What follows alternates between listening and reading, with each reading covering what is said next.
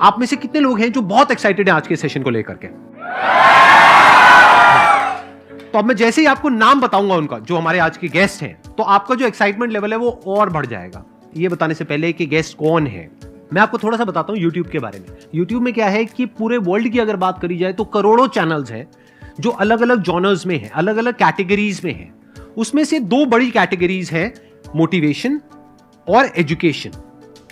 पूरे वर्ल्ड में जो वर्ल्ड का नंबर 1 मोटिवेशन चैनल है वो मेरा है, और जो वर्ल्ड का नंबर 1 एजुकेशन चैनल है किसी इंडिपेंडेंट क्रिएटर का, वो उनका है, जो कि हमारे गेस्ट हैं। उनके 17 मिलियन से ज्यादा सब्सक्राइबर्स हैं। Please give an energetic and warm welcome to the one and only Khan sir.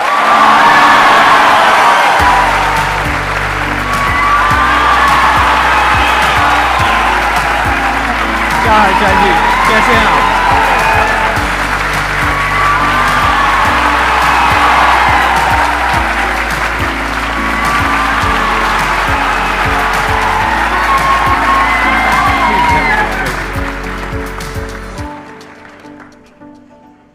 इससे पहले कि ऑडियंस आपसे कुछ पूछे या इंटरेक्ट करे, मेरे माइंड में एक क्वेश्चन है आपके लिए जी। जो बच्चे हैं वो आपके इतने दीवाने क्यों हैं, इतने पागल क्यों हैं आपके पीछे? मतलब मेरे कमेंट सेक्शन में भरा पड़ा था, खान सर कब आएंगे, खान सर कब आएंगे। मतलब ऐसा क्या जादू कर दिया आपने बच्चों के ऊपर? ये सवाल हम आपसे भी पूछते हैं, हमारे पे भी इतना कमेंट आया, इतना मेरे तो ऑफिस में लोग चले आए कि सर कब जा रहे हैं। अच्छा। क्योंकि हम लोग का तो एग्जैक्ट है, वही पढ़ाना है। हाँ। तो देखिए, हम लोग का मेन है कि बच्चों को जो जरूरत रहती है कि अगर लड़का पढ़ने आ रहा है ना, उसके मन में कोई डाउट ना रह जाए। हम उसको कहते हैं कि हम तुम्हें पढ़ा रहे हैं, दम है तो भूल के दिखाओ, याद करके नहीं।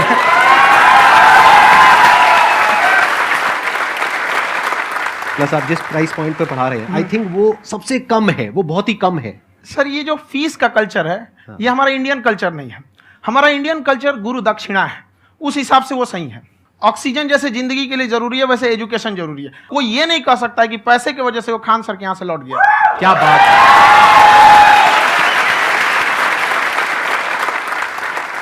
मैंने देखा कि आपका ये जो चैनल है कि ये पिछले 3 साल के अंदर अंदर ही ग्रो किया है। हमको जब चैनल शुरू हुआ तो एक दिन में हम 4-5 वीडियो बनाए।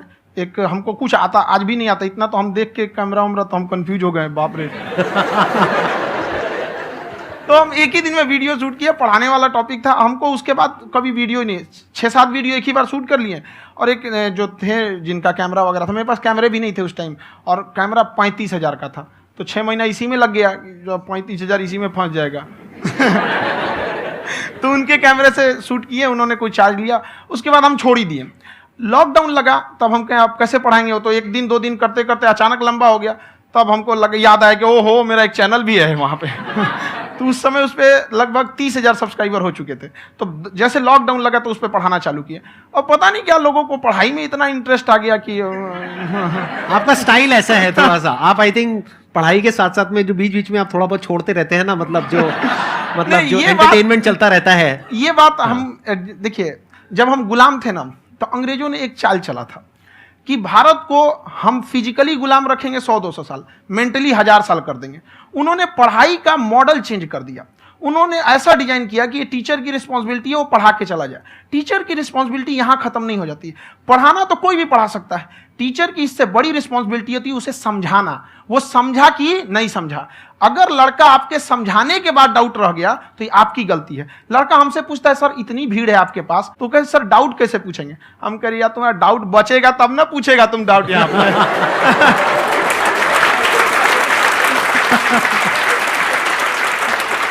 कॉन्फिडेंस नेक्स्ट लेवल है खान सर का, मानना पड़ेगा। और शायद यही वजह है इनकी जो ग्रोथ है उसका। किसी ने शायद सपने में भी नहीं सोचा होगा कि पिछले 2 साल के अंदर अंदर जो आपके चैनल की ग्रोथ हुई है, जैसे आप खुद ही बता रहे हैं कि लॉकडाउन के टाइम पे आपके 30,000 के करीब सब्सक्राइबर्स थे, आज की डेट में 17 मिलियन है। और मेरा एक क्वेश्चन और है, इससे पहले कि ऑडियंस में से आपसे कोई क्वेश्चन पूछे, कि कई बार आप ऐसे भी टॉपिक्स टच करते हैं जो थोड़े से कंट्रोवर्शियल हैं या थोड़े से सेंसिटिव हैं, जिसके ऊपर बात करने की हिम्मत आई थिंक बहुत ही कम लोगों में है। तो आपको कभी ये नहीं लगता है कि कहीं ज्यादा तो नहीं हो रहा है, इसको थोड़ा रोक देते हैं, थोड़ा कम कर देते हैं? क्योंकि कोई लाइन ही नहीं है वैसे तो बोलने को, तो आप कुछ भी बोल दो, कितना भी बोल दो। हुई है कंट्रोवर्सी बहुत बार। एक्चुअली बचपन से हमको फौज में जाना था, और फौज वालों के लिए ये सब मायने नहीं रखता। उसको करना है मतलब करना है, तुम सामने कुछ भी रहो, डजंट मैटर।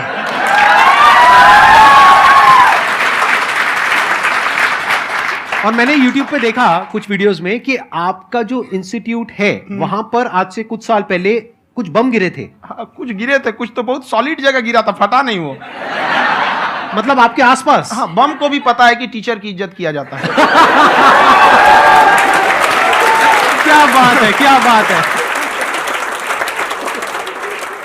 मैं समझ पा रहा हूं कि ये आपके अंदर जो एटीट्यूड है ये कहां से आ रहा है, क्योंकि आप बचपन से ही फौज में जाना चाहते थे, तो आप जंग के मैदान में ही खड़े हैं एक तरीके से। बस फर्क ये है कि आपके हाथ में कलम है, हथियार ना हो करके। हथियार से एक आदमी की जान जा सकती है, हाँ। कलम से बहुत ताकत होता है। शिक्षा एक ऐसा हथियार है ना, हर कुरीतियों से लड़ सकता है, हर तरह की समस्याओं से। और ये एक ऐसा हथियार है, मेटल डिटेक्टर में भी नहीं पकड़ाता है।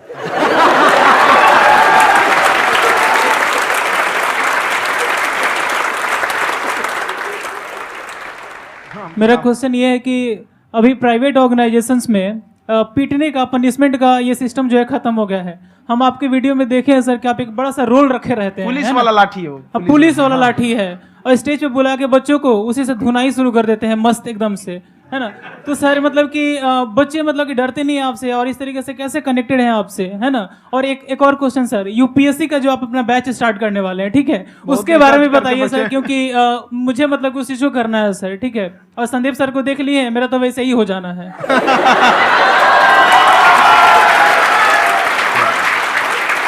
क्या हो जाना है? मेरा पूरा कंप्लीट करो। I'll be an IAS officer next year because I have seen you, sir. My day is like complete, sir. All the best. Thank you so much, sir. Thank you. पूरा बोला करो। हाँ। Thank you. देखिए, लड़कों को जहां तक पीटने की बात है, जब पढ़ाने की बात आएगी तो उसको हम पूरे बेहतरीन ढंग से पढ़ाएंगे। लेकिन जब सजा देने की बात आएगी ना, तो वो भी बेहतरीन ढंग से होगा। ऐसा थोड़ी होगा कि बस एक ही चीज बेहतरीन ढंग से होगा। और डर का होना बहुत जरूरी है। ये डर भी अपने आप में एक मोटिवेशन है, क्योंकि जब आपके अंदर एक थोड़ा सा डर रहे ना, तो डर के भागिए मत। एक ऐसा डर जिसको आप लगे कि नहीं नहीं थोड़ा सा और करने की जरूरत है, फिर तो ये हम इसको क्रॉस कर जाएंगे यहाँ पर। तो लड़कों के अंदर ये डर बनाना भी जरूरी रहता है। और रही बात यूपीएससी वाले की, जो आपने बोला, बहुत सारे लड़के वेट कर रहे हैं यूपीएससी की, क्योंकि 2-2.5 लाख फीस सारे लोग एफोर्ड नहीं कर सकते। और हमारा वही रहता है, हम तो ज्यादातर हमारे स्टूडेंट देखेंगे तो किसी के रिक्शा वाला, सब्जी वाला, यही लोग, इनको तो 2.5 लाख रुपया, इनके पास पूरी संपत्ति नहीं होती है, फीस कहाँ से भरेंगे वहां पे, उसके बाद रहेंगे कहाँ से? तो ऑल ओवर इंडिया से, कश्मीर से कन्याकुमारी तक, गरीब से गरीब भी लड़का उसको पढ़ सकता है। यही कुछ 1000 रुपये मंथली, 12-14 हजार साल का पड़ेगा, खत्म हो जाएगा इतना में।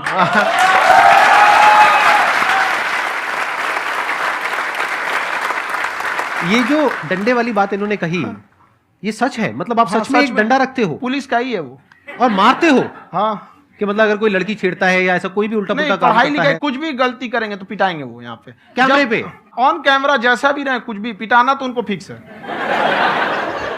एक तो कोई मतलब विधायक जी थे, उनके लड़का को पीट दिए, तो चला है दल बल लेके अपना वहां पे। उसने घर पे नहीं बताया था कि सर ने पीटा है, बस बोल दिया कोचिंग में पीटा है।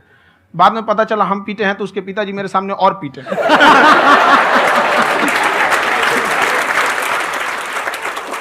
सर आपका सबसे बड़ा डर क्या है, आप दोनों का?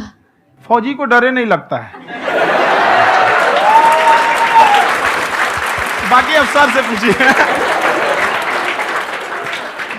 आज के सेशन से पहले कोई डर नहीं था, लेकिन अब मुझे इनकी डंडे वाली कहानियां सुन करके डर लग रहा है कि कहीं मैंने गलती से कुछ बोल दिया अरे ऐसा और नहीं, इन्होंने कहीं पीछे कुछ रखा हुआ है, और यहीं आ करके अगर इन्होंने मेरी पिटाई कर दी तो बहुत बुरा हो जाएगा। तो इसलिए हमको थोड़ा डर लग रहा है।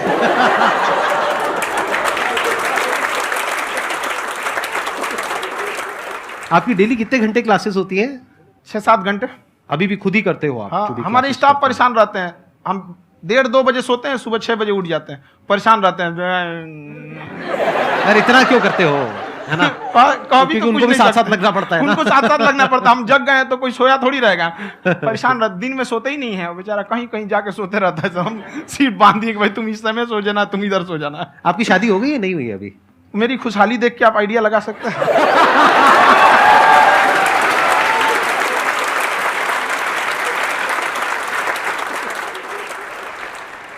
First of all I would like to say sir thank you so much to you and to your team कि आपने मुझे यहाँ आने का मौका दिया। एंड सर अब तक मैंने आपको सिर्फ फ़ोन या लैपटॉप में ही देखा है दोनों को, आज फर्स्ट टाइम लाइव देख रही हूँ तो बहुत अच्छा लग रहा है। तो मेरा क्वेश्चन ये है सर आपसे जब हम लाइफ में कोई डिसीज़न लेते हैं कि हमें ये पर्टिकुलर चीज़ करनी है, और क्योंकि हम डिसीज़न लेते हैं तो हमारी आदत है कि पहले हम 4 लोगों से पूछते हैं कि तू बता तेरी क्या राय है, तू बता तेरी क्या राय है।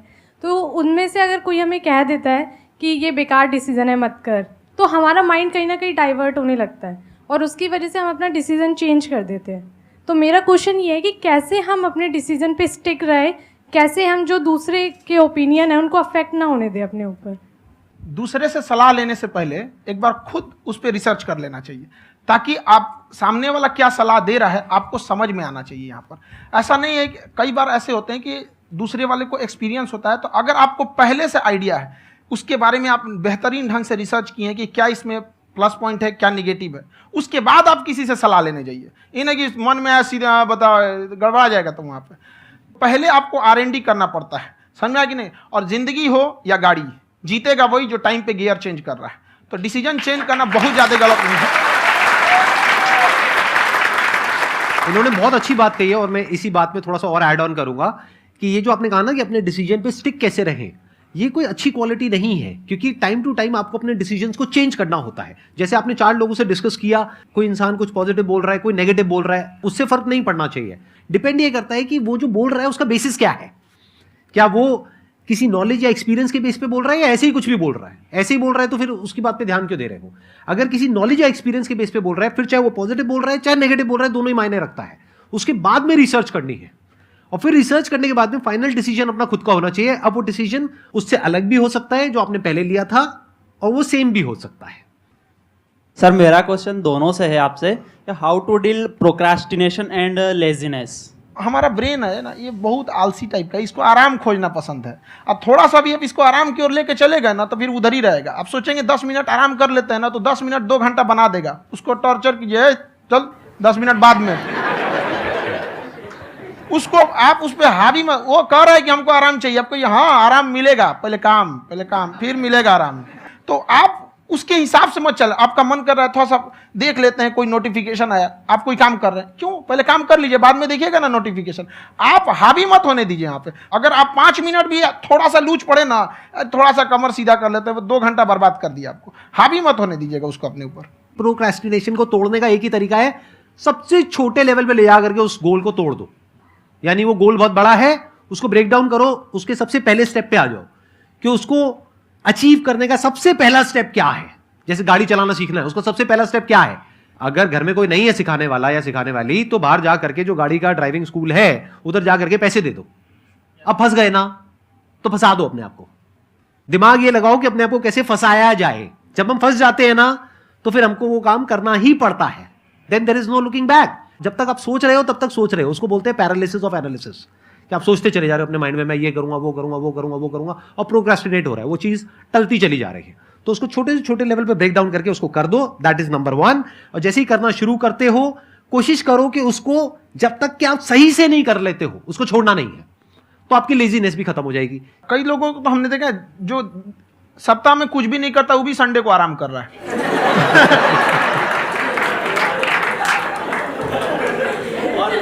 वैसे कहा भी जाता है कि अगर कोई काम आपको करवाना है ना तो ऐसे किसी इंसान को दो जो बिजी है। हाँ। ऐसे आदमी को मत दो जो खाली है। ये परफेक्ट एग्जाम। किसी को भी आप देखिएगा जिसको आप कहते हैं कि मतलब थोड़ा ठीक ठाक आप समझते हैं कि नहीं ये बहुत आगे निकल, वो एक काम को खत्म करने के बाद कभी आराम नहीं करेगा। एक काम खत्म हुआ उसको लगेगा हाँ एक खत्म हो गया, अब दूसरा करना चाहिए। और वही जिसको देखिएगा एक खत्म हो गया और आराम करना चाहिए, कभी नहीं, लाइफ में आखिरी सांस तक। सर यहाँ पे सब हिंदी में पूछते हैं, इंग्लिश में पूछते हैं, मैं भोजपुरी में पूछूं? जौन भाषा ठीक लगे तोने में पूछ दो। हाँ सर।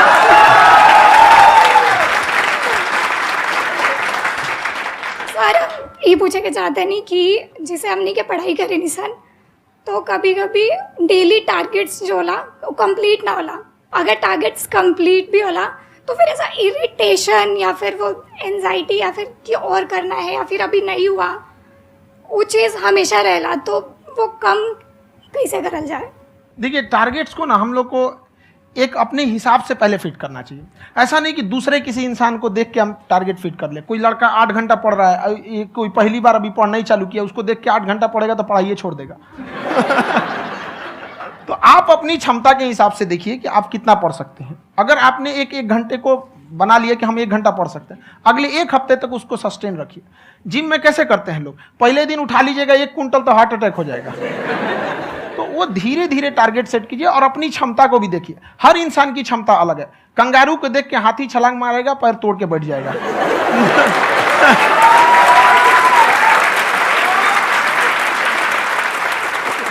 अब संदीप सर का मोटिवेशन देख के इसका मतलब क्या कि ट्रेन के आगे खड़ा हो जाएंगे, ढकेल देंगे तुमको। हालांकि ऐसा कर देते हैं, लेकिन ऐसा करिएगा लोग नहीं, क्षमता पता होना चाहिए। आपके अंदर एंजाइटी हो रही है कि मैंने कर तो लिया है। आप ये नहीं कह रहे कि मैंने कुछ भी नहीं किया है फिर मेरे को एंजाइटी हो रही है। आप ये कह रहे हो मैंने काफी कुछ कर लिया है फिर भी एंजाइटी हो रही है कि कहीं कुछ छूट तो नहीं गया है। तो बेसिकली आपको ये देखना है कि अगर आपके अंदर ये एंजाइटी हो रही है, that means you are a very good student. आप एक अच्छे स्टूडेंट हो। क्यों? क्योंकि बहुत सारे स्टूडेंट्स तो ऐसे हैं उनको पढ़ने के नाम से एंजाइटी होती है। तो आपको एंजाइटी हो रही है कि मैंने पढ़ लिया, दिन में मानो 8 घंटे का आपने टारगेट सेट किया और 6 घंटे पढ़ लिया, या मान लो 8 घंटे भी पढ़ लिया, फिर भी एंजाइटी हो रही है कि मैंने 10 घंटे नहीं पढ़ा। तो ये तो अच्छी क्वालिटी है ना, ये तो एक ब्रिलियंट स्टूडेंट की क्वालिटी है, क्योंकि एंजाइटी उसी को होती है जो केयर करता है, जिसको परवाह है, उसी की तो एंजाइटी होती है। जैसे माँ को अपने बच्चे की, जैसे एक माँ को अपने बच्चे के, जैसे एक माँ को अपने बच्चे को लेकर के एंजाइटी होती है। हंस लो मजाक उड़ा लो मेरा। कोई बात नहीं, एडिट कर देंगे इसको हम। हाँ।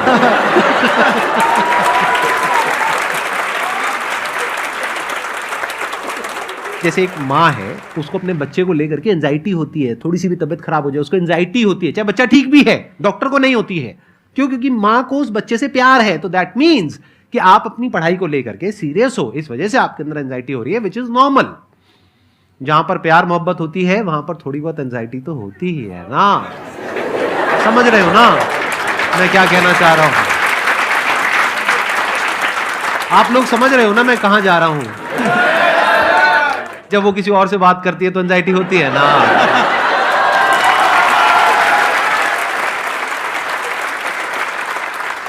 सर, आपकी स्टोरी हमने सुनी थी, तो एक टाइम आया था जब आप गंगा किनारे जाके बैठ गए थे। उस समय आपको कुछ समझ नहीं आ रहा था, तो उस समय मतलब आपने ये डिसीजन कैसे लिया कि अब आगे नहीं, यहाँ से वापस जाना है? रास्ता ही नहीं था। घर जाने के लिए एटलीस्ट 90 रुपए चाहिए थे, जेब में 40 रुपए थे। कैसे घर जाते हैं? और हम गंगा के किनारे चुपचाप बैठे बैठे हम कहें कि अब बहुत टेंशन हो गया, अब घर जाना चाहिए। रूम पे तो किराए के रूम पे ही आदमी सारे लोग रहते। गए वहाँ पे तो रूम लॉक हो गया था। तुम खटखटाए तो ऊपर से गुस्सा से बोले जो ऑनर थे, क्या टाइम हो गया है? तुम कहे 9-10 बज रहा होगा। घड़ी देखिए तो 2 बज रहा था रात का, 2-2:30 बज गया था वहाँ। टेंशन में आप तो होता है, कई बार ऐसा समय आएगा कि लगेगा जैसे अब कुछ नहीं हो सकता है। तो इससे घबराना नहीं है। कभी कभी गुच्छे की आखिरी चाबी भी ताला खोल देती है। जो बातें आपने बताई कि घर में प्रॉब्लम्स ये तो बहुत लोगों ने फेस करी वहां पर। आप अकेले नहीं है, बहुत लोगों ने ये प्रॉब्लम्स फेस करी, बहुत तरह की प्रॉब्लम्स देखी, बहुत तरह की स्ट्रगल्स देखी, लेकिन वो सब इतने कामयाब नहीं हो पाए जितने कि आप हुए। तो आपके अंदर ऐसा कुछ ना कुछ है जो औरों के अंदर नहीं है। तो वो मैं जानना चाह रहा हूं कि वो ऐसा क्या था जहां से कि आपका दिमाग यहां तक सोच पा रहा है कि मैं पूरे इंडिया में इतने बड़े लेवल का चेंज लेकर के आ सकता हूं, एजुकेशन फील्ड में रेवोल्यूशन लेकर के आ सकता हूं। ये सोचना ही बहुत लोगों के बस का नहीं है। मेरी एक खुद की थिंकिंग, अगर हमको कोई 100 रुपए किसी काम के लिए दिया, हम सबसे यही कहते हैं, तो हम कोशिश करते हैं उसे 200 का रिटर्न दे। अगर कोई हमसे 200 रुपया फीस दे रहा है, 250 दे रहा है, तो हम उसको ये कोशिश करते हैं कि तुम्हें ऐसा लगे कि नहीं भैया हमने 10-20 हज़ार का पढ़ लिया यहाँ पर। वो ईमानदारी से कभी कमी नहीं। और हमेशा अगर हम प्रॉमिस एक्स का करते हैं तो डिलीवर 4x करना चाहते हैं। ध्यान से सुनना और ध्यान से समझना इस फर्क को। अगर आप समझ पाए तो बहुत आगे जाओगे लाइफ में। एक वो होते हैं जो ये सोचते हैं कि हमें सब कुछ मिल जाए, हमें कुछ भी करना ना पड़े। दूसरी कैटेगरी होती है लोगों की जिनको जितना मिलता है उसमें भी चोरी चकारी करते हैं या कोशिश करते हैं कि उससे कम दे सामने वाले को जितना कि हमें मिल रहा है। तीसरी कैटेगरी होती है लोगों की जो इनके जैसे लोग होते हैं। वो क्या करते हैं? वो ये सोचते हैं कि अगर मैंने किसी से 1 रुपए भी लिया, देखा जाए तो 200-250 रुपए कुछ भी नहीं होता है, 200-250 रुपए अगर मैंने लिया तो कैसे उसको 400 रुपए की वैल्यू दूं। ये जो थिंकिंग है ना, यही एक फर्क होता है एक ऐसे इंसान में जो बहुत आगे निकल जाता है और उस इंसान में जो मीडियोकर रह जाता है। आप अपने आप को अपने आप के ऊपर समय दीजिए, उसको डेवलप कीजिए। जब आप अपने आप के ऊपर खर्च करते हैं तो आने वाले समय में लोग गूगल पे आपको सर्च करते हैं। क्या बात है सर, ये आपने अभी बनाया है या ये कोई पुराना आपका वो है? बनते रहता है इसे, फ्लो में बन जाता है। आपके अंदर ना सर एक कवि छुपा हुआ है कहीं ना कहीं जो बाहर आना चाहता है। कभी ना कभी आपने सोचा होगा कुछ। हाँ, कभी कभी देखिए, एक चीज है, संगत का बहुत अच्छा असर पड़ता है। ये चीज को हमेशा, संगति का मतलब लोग हल्के में ले लेते हैं। संगति का मतलब होता है संग संग गति। तो अच्छे लोग के साथ रहेंगे तो संग संग अच्छी गति होती जाएगी, खराब में रहेंगे तो ये भी होता है। बट अपने आप को थोड़ा सोचना चाहिए कि हम केवल जी के मर जाएं इसके लिए नहीं आए हैं। लोग कहते हैं कि सर नाम क्यों नहीं बताते अपना। हमारी एक ही सोच है कि जाने के बाद इस दुनिया से हमको मतलब एक चीज देना चाहते हैं स्टूडेंट्स को, कि वो याद करें कि इस पैसे की भाग दौड़ की दुनिया में हर कोई दोनों हाथ से लूटने में लगा है, खाली हाथ जाने के लिए ये सबको लगा है। तो हर कोई को ये सोचना चाहिए कि था कोई इंसान जो इतने कम फीस में इतनी शिक्षा जो महंगी थी, जो कमाने का रास्ता था, उसको भी एकदम कंपटीशन इतना कर दिया कि अब लोगों को अपनी फीस बढ़ाने में डर लगता है कि अरे यार, लड़का कमेंट करता है कि खान सर इतना ले रहे हैं, आप बहुत बड़ा टीचर हो गए।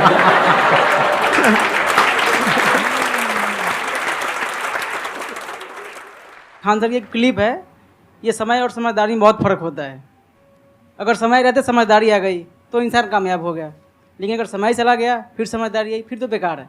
तो सर मतलब कुछ आपको ऐसी चीज़ लाना चाहिए जो मतलब बच्चों जो तैयार हो रहे हैं उनको ये चीज़ें मतलब एंड टाइम पर दिखे। समझ रहे हैं आप मेरी बात? नहीं समझ?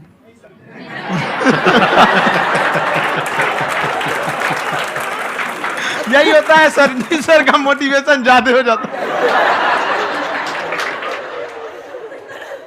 जब आप स्ट्रगलिंग फेज में हैं तो कम से कम चीजों को अपने ऊपर खर्च कीजिए, ज्यादा से ज्यादा सीखने में खर्च कीजिए। अगर आपको राजा बनने का शौक है तो गुलाम की तरह मेहनत करना सीखिए, तब राजा बनेंगे।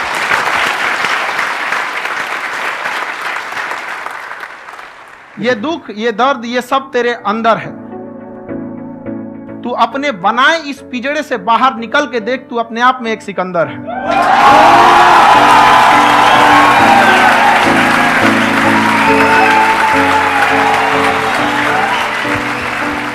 Thank you so much sir for coming.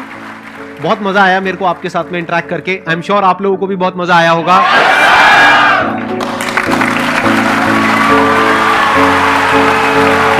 Thank you so much ji, thank you.